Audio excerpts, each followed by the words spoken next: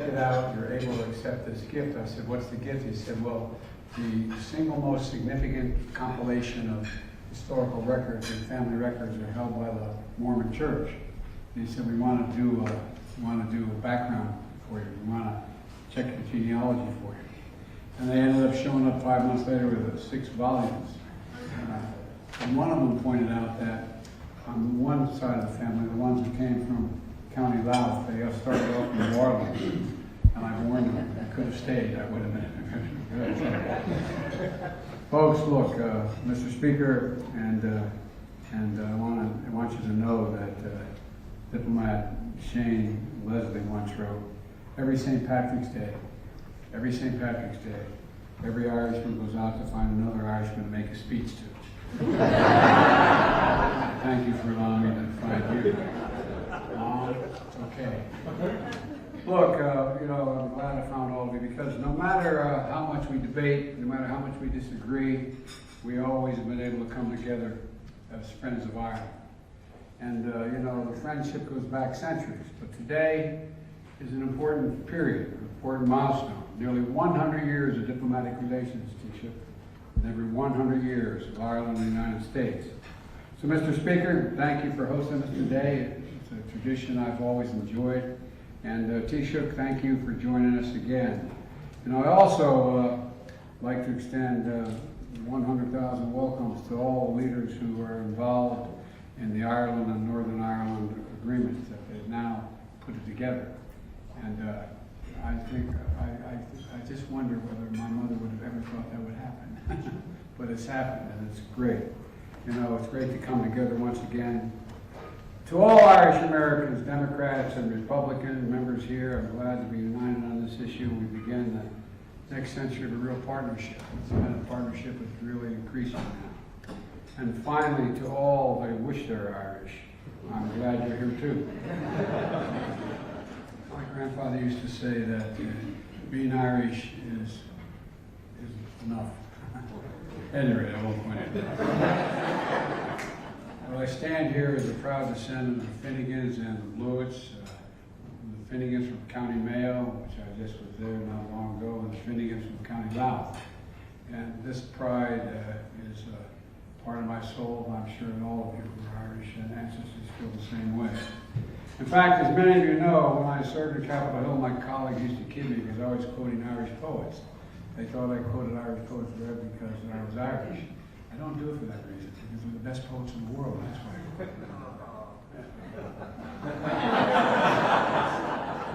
Steady. It's true. And, I really, today, there's one poem in particular that comes to mind. It was written by my great-grandfather, Edward Francis Blewett, who was only the second Catholic elected to the state senate in the state of Pennsylvania back in 1906. And he wrote a book of poems, 100 poems, and about he referred to as his Ireland. One he called The Worker. Here's what it said. No barrier is too thick or strong to stay the onward march each day. A goal they seek, a goal they find. Hardship for them is but real play. And I think together, Ireland and America are always marching forward toward a better world, toward a better life. And one of greater liberty, greater dignity, and greater equity, opportunity, and possibilities for everybody. Possibilities. I was with Xi Jinping a couple years ago in Tibet Plateau, and he asked me, could I define America? And I said, it's recorded by him as well. I said, yes, in one word. He said, what's that? I said, possibilities. Think about it. What defines us as Americans? We think anything is possible. Anything is possible. We do it together. Well, together, Ireland and America have always moved onward for a better future. One of greater liberty, greater dignity, greater equality, opportunity, possibility. And even when those barriers seem so thick and so strong, even when we face sorrow, setbacks, and divisions, and darkness, together we've always persevered, Ireland and the United States. We've always held out hope and horizons that we've not yet seen. I often say that the Irish are the only people in the world who are nostalgic about tomorrow. Think about it. That's an original quote, unfortunately. But that seems who we are. And I often say that because wherever there's a yearning for freedom, wherever there is a call for progress, people around the world, they can always count on Ireland and the United States to be on their side. Not just for hope, but to help them when they march forward. We see this in our support of Ukraine and the people in the face of Putin's vicious onslaught against Ukraine. Taoiseach, we had a meeting earlier today. I told you that I'm deeply grateful for Ireland's unwavering humanitarian aid to the people of not only Ukraine, but also Gaza. I'm committed to continue to do our part. I'm confident the vast majority, and excuse me for saying this, but I think a vast majority of members of Congress are willing to do their part and to continue to urge every member in this room to stand up to Vladimir Putin. He is a thug. He's a thug.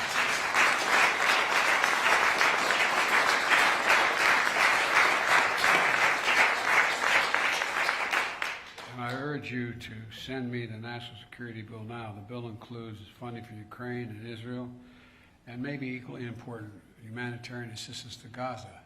They badly, badly need it. And it sends a clear message. America stands up for freedom, and we bow down to no one in the world. You know, I said in Belfast last year, where we marked the 25th anniversary of the Belfast Good Friday Agreement, I'm also committed to protecting peace and progress in Northern Ireland. We all know that we feel, I assume all of us feel the same way. That includes Northern Ireland's newest leaders, Minister O'Neill and your Deputy First Minister is here. Are you guys here? Stand up.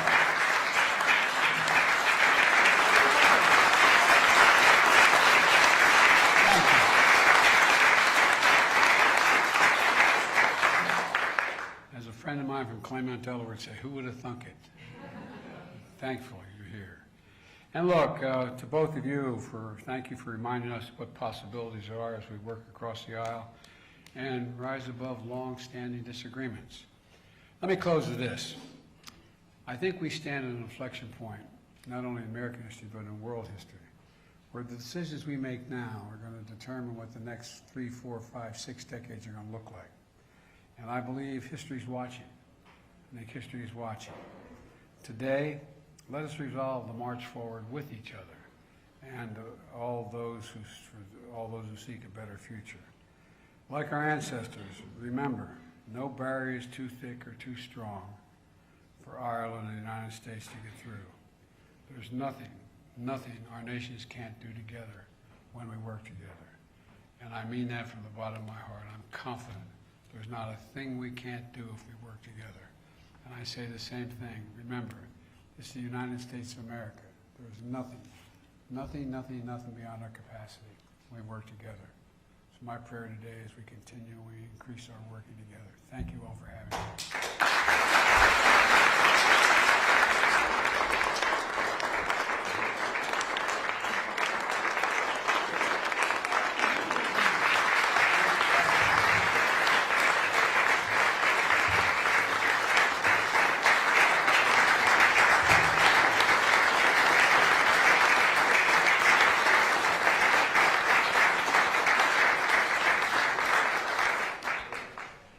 Thank you for your remarks, Mr. President. And our next guest, though he is now leading a country, and I believe he is the youngest to ever hold his office, he started out, you may not know this, as an intern in these very halls more than 2 decades ago.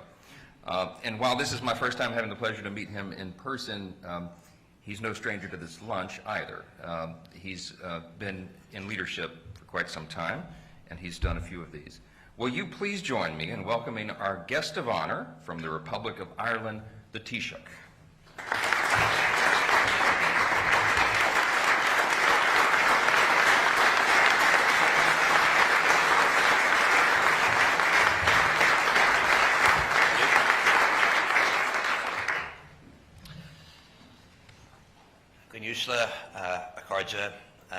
Mr. Speaker, Mr. President, Members of Congress, First Minister, Deputy First Minister, esteemed friends and colleagues.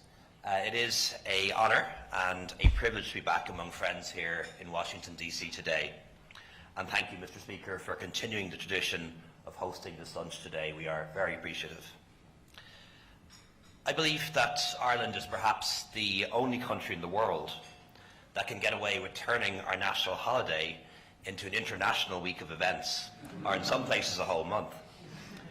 We're also unique in having a national holiday where the head of government and all the senior ministers leave the country to celebrate it around the world with our diaspora and our friends and our allies. St. Patrick's Day is more than our national holiday. It is an international moment. It's when we get to share our story with the world, a story of faith in the future, no matter what the obstacles, hope in our ability to work together for the greater good, and of charity towards those who are experiencing suffering. As the President acknowledged, since we last gathered here last year, the institutions of the Good Friday Agreement have returned, and it's hugely significant that we're joined here today by the First Minister and the Deputy First Minister, Michelle O'Neill and Emma Little-Pengelly, two women from different political traditions who are showing what can be achieved working together, holding jointly a co-equal office as heads of government of Northern Ireland. It is so good to have both of you here today.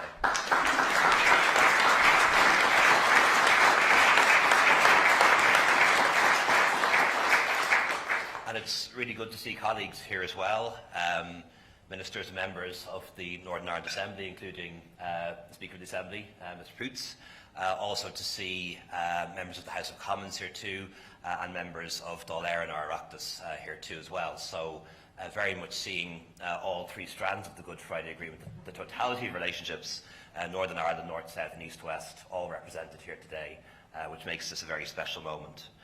And I want on behalf of all of us to thank the United States and members from both sides of the aisle, and indeed beyond politics, for what you've done to help make Ireland and Northern Ireland a place where young people can dream of coming times brighter than their grandparents could ever have dared imagine.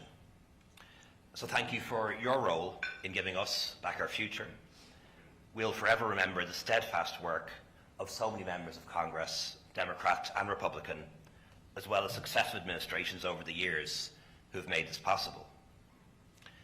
Throughout the entirety of the peace process, the Friends of Ireland caucus have been our resolute friends. And on behalf of the Irish people, thank you for your commitment to Ireland. Our country is so grateful for your friendship, for your leadership, and for your enduring support. So thank you so much.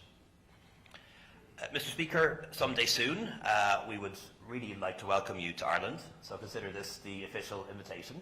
We'd love to show you around. And of course, last year we had the pleasure of showing President Biden around the country. Although he knows it so well, I don't think he needed a tour guide. But it was a wonderful opportunity for him to reconnect with relatives and friends, and also to make new ones. Mr. Speaker, today, as we run into St. Patrick's Day, I'm thinking very much of the prayer of St. Patrick, which was alluded to earlier, as we face the most complicated and difficult circumstances in the world, problems that have no easy answers, which demand that we do our best to repel the forces of darkness, to defend our values, and to shield the innocent. I'm thinking of St. Patrick's prayer today for strength and protection against every cruel and merciless power. When I reflect on the war being waged by Russia against Ukraine, the light of democracy, the rule of international law, and liberty itself are under attack from a relentless adversary who would extinguish them. Ukraine must not fall, and together we need to stand by Ukraine for as long as it takes.